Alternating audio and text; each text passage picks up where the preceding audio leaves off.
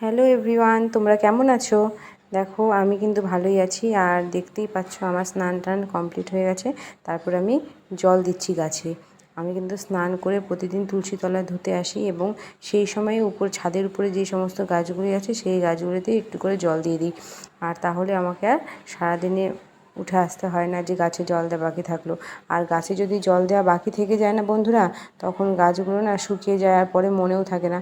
তো আমি তুলসী তলা ধুয়ে তুলসী তলার ওখানে শিব ঠাকুর আছে, শিব ঠাকুরের মাথায় জল দিয়ে তুলসী গাছে জল দিয়ে সূর্য প্রণাম করে নিই এবং তারপরে ঠাকুরের মাথায় ফুল দিয়ে আমি কিন্তু আমার প্রথম পূজাটা এখানেই শুরু করি। তারপরে ঘরে যাই, ঘরে গিয়ে কিন্তু ঠাকুরদের সব স্নান করানো মোছানো করিয়ে ঠাকুরের পূজা দিই। এখানেই আমার দিনের শুরুটা এইভাবেই হয়। প্রতিদিন এইভাবেই আমি দিনের শুরু করি। দেখতেই পাচ্ছ ওখানে যে একটা ছোট্ট করে শিব ঠাকুর, ওটা কিন্তু হাতে বানানো, ওটা আমার ননদ বানিয়েছে।